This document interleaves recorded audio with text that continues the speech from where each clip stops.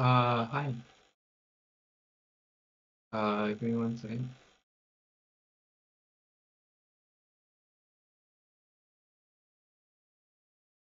Um, Sorry, I'm trying to get the chats open. How are the fish doing? At the Sigma, where are all the fish?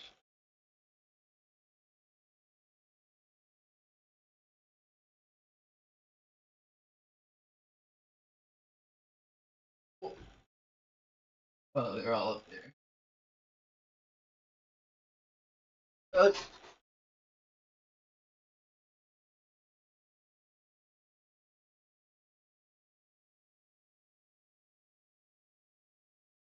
I need to actually check what my stream looks like on there we go.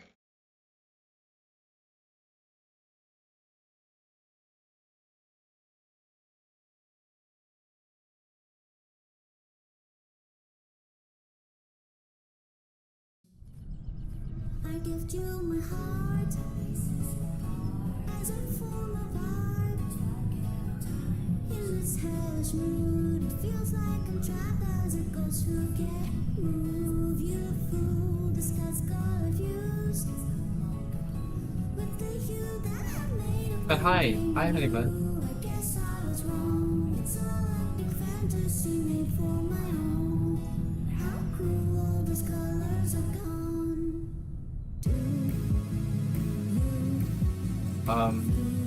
Sorry, I'm trying to get all the stream set up. As I said, I'll just say it again because I'm cringe based in bloggers and Hey guys,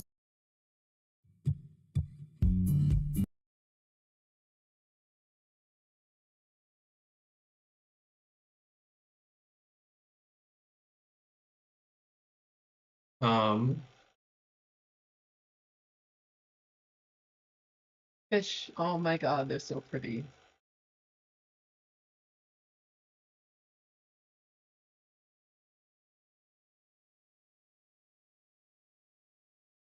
What's this?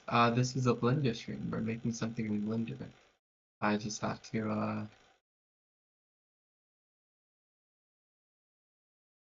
I should really model the interior. Also, what's with this? Oh, that's the door. Um, okay. Um, I think I should remodel the house because, like, I don't think I did the best job. Like, the most accurate job, I would say. Like, the way the things are, like, curved and slanted and stuff. Not, but okay. Um, let's watch this tutorial. hello you. There are some killer features cube hurt to a nice size, why not? This will be vulnerable and click the deform curves on surface node. But right now, this nifty node group came from the team behind Blender because they want to make hair curves easier to use. Plug the curve into the output and grab that The curves into the output.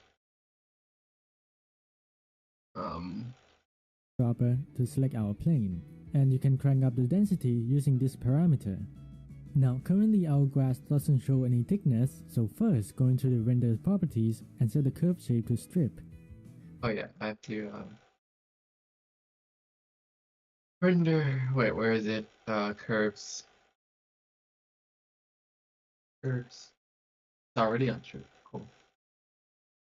Um, Then grab a set curve radius node and put it here. Then adjust Set curve radius. this value while pressing shift for finer controls.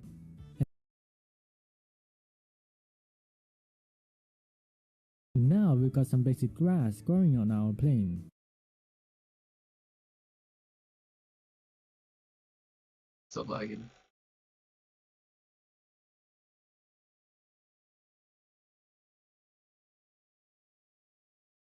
Uh, 135. But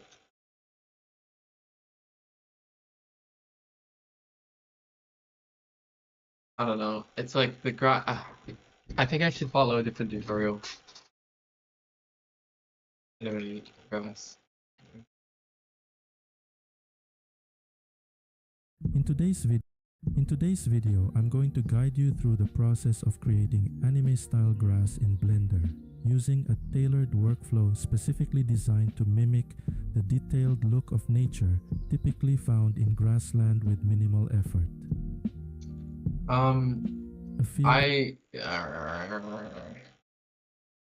I struggle with hearing because my computer fans are so loud, so I'm gonna put in my earphones. Any fish jump out? I'm gonna sob and cry. No longer my responsibility.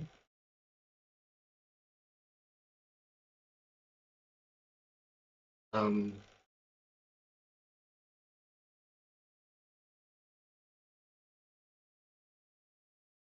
Hello. Of grass has always captivated me. The vastness, the gentle rustling in the wind, it's always drawn me in. That's why grass holds such an important place in my art, and I've long been fascinated by the challenge of creating it in anime style. Replicating the visuals of anime grass in 3D can be quite tricky. To achieve an effect that imitates the hand-painted look of nature often requires pushing beyond the conventional limits of 3D space. If you're curious about how I tackle this challenge to create beautiful anime-style grass in Blender, then join me on this exciting journey. By the end of this video, you'll be able to achieve similar results by following clear, step-by-step instructions. Once your pipeline is set up, it becomes effective for various projects, enabling you to consistently achieve great results. Before we start, let me briefly outline our approach. Step 1. Create a surface for the grass to grow on. You will also need to paint a vertex mask to determine where the grass will grow. Step 2. Based on the vertex mask, generate grass using a geometry node. Step 3. Transfer vertex normal. Step 4. Create and apply the shader. Step 5. Add wind animation. So what makes this workflow different from others? To my knowledge, there are two. First, you'll be able to dynamically paint different types of terrain in real time, and the grass will automatically adjust to it. This is a feature inspired by Unreal Engine. Before we dive in, let's set up a few things to ensure everything runs smoothly.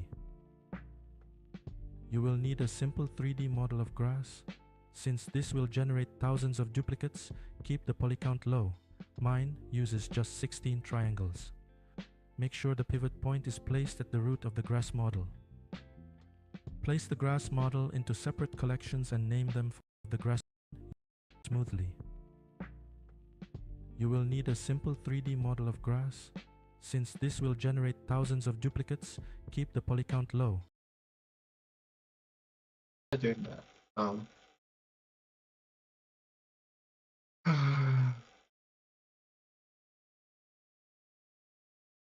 Also, we don't need this.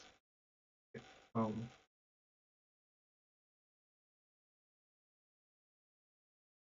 Um.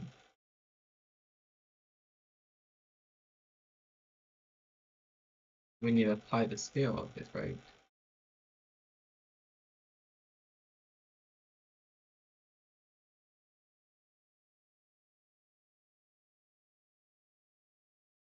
Yes, scale. Low model of grass.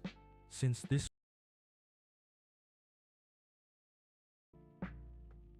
you will need a simple 3D model.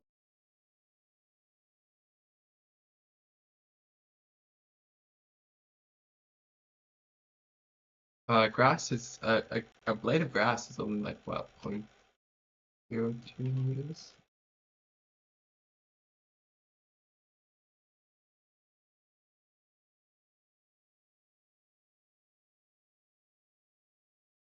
I feel like that's too small.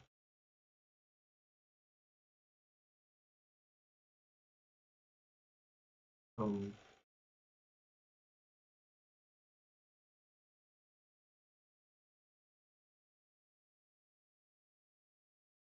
Well, okay, it's like 0.1, I guess. Model of grass. Since this will generate thousands of duplicates, keep the poly count low. Hello. So let's rotate it to y-axis. Hello. I'm just working Blender to how are the fish doing? They're all up there. Oh my god. I think I ought to move the chat or something else. Because the chat is blocking the fish. The chat is blocking the fish. I think I can just turn it off, to be honest.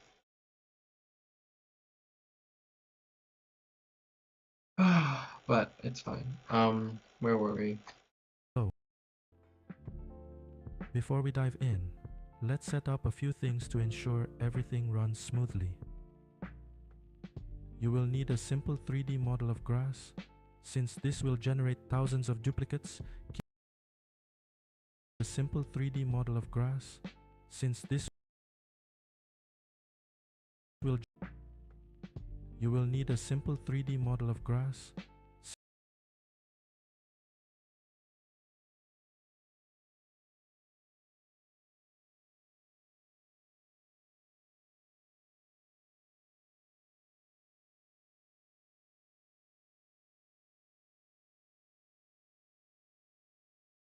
Um,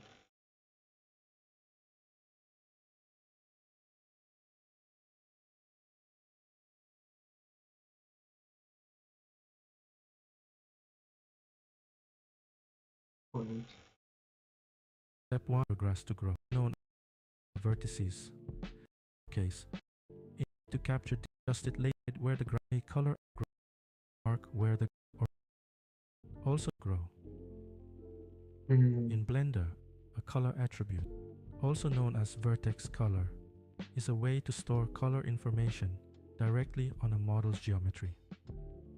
This allows you to paint colors on individual vertices and then use that color data in shaders or modifiers. In our case, we will use this information to mark where the grass will grow. In Blender, create a plane for the ground.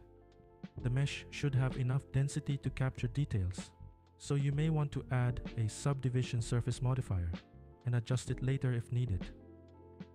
Now, let's paint a vertex mask to decide where the grass will grow. With the plane selected, head to the Data tab and create a color attribute set. Give it a simple, recognizable name.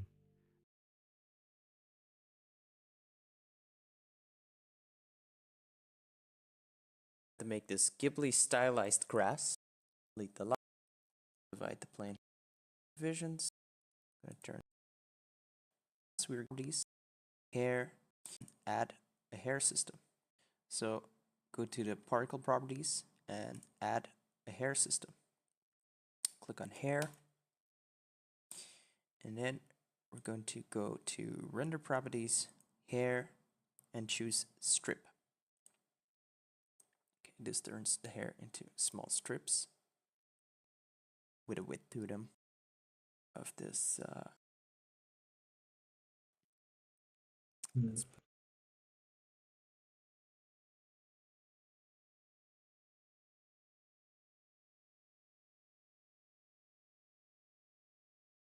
again, duplicate one of the planes, or you can add a new plane with a small radius.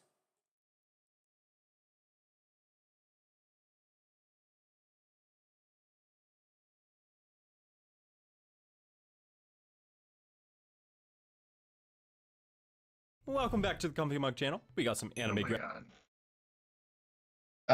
Too many sound effects already. The ping of the arrow in Minecraft when you hit the arrow.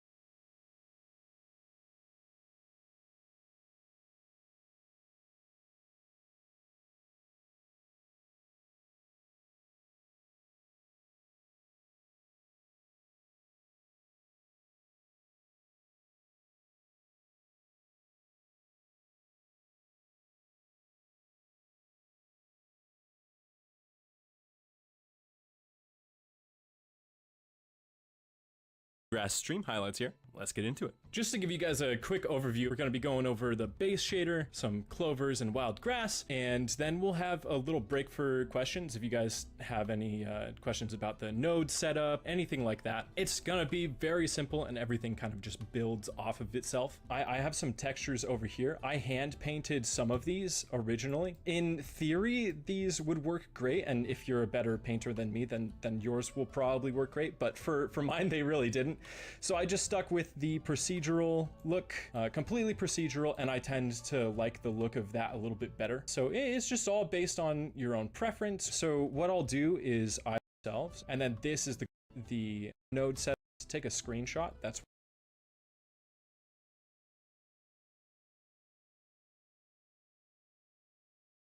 Hi. There are a lot of tutorials out there on how to make stylized grass in Blender, but in my experience all of them have some sort of problem. Either they only work on certain types of terrain, don't react to dynamic light, have way too detailed shading, have terrible performance, or just don't look that good. But I think I found a solution that solves all of these problems. First of all, we need a grass mesh. You can either use individually modeled blades or just two planes with the texture on them. Using textured planes gives you more flexibility when it comes to stylization, but they won't hold up in top-down views, so keep that in mind. By the way, I'll put the textures I use in the description so you can download them and use them if you don't have any. We also need a ground mesh. I just use the ANT landscape add-on that comes with Blender, but you can use any mesh you want. With all of the prep work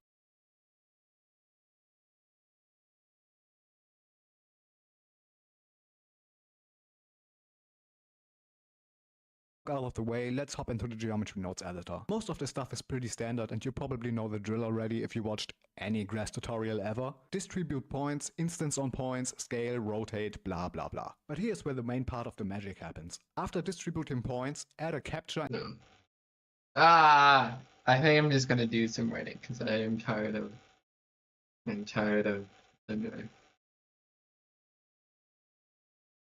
tired.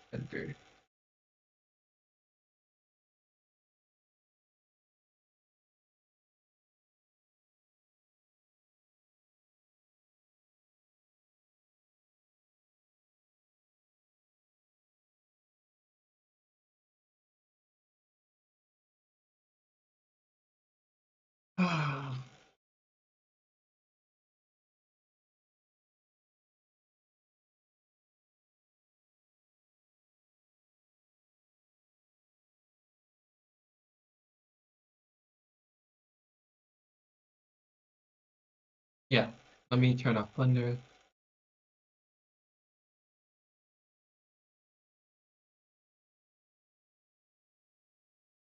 In my sleep, I dream about once more getting out of bed, getting out of bed, getting out of bed.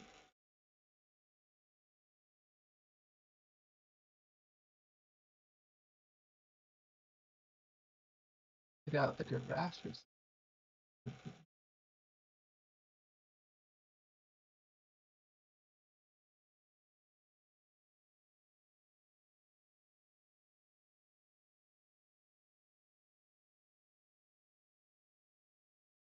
Okay. Yeah.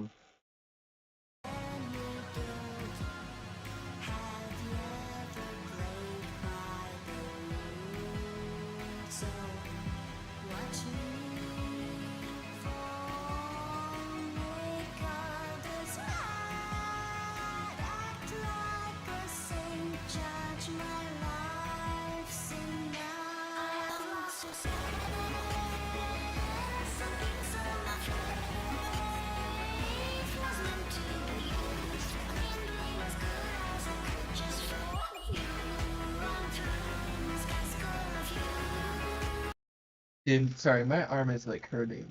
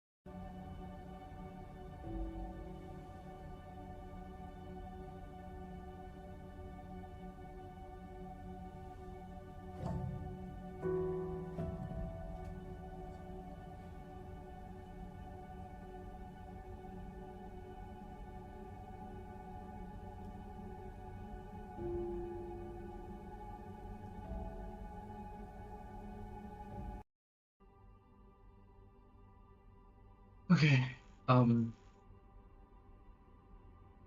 Sorry, I'm just thinking. It's like, what do I want to do?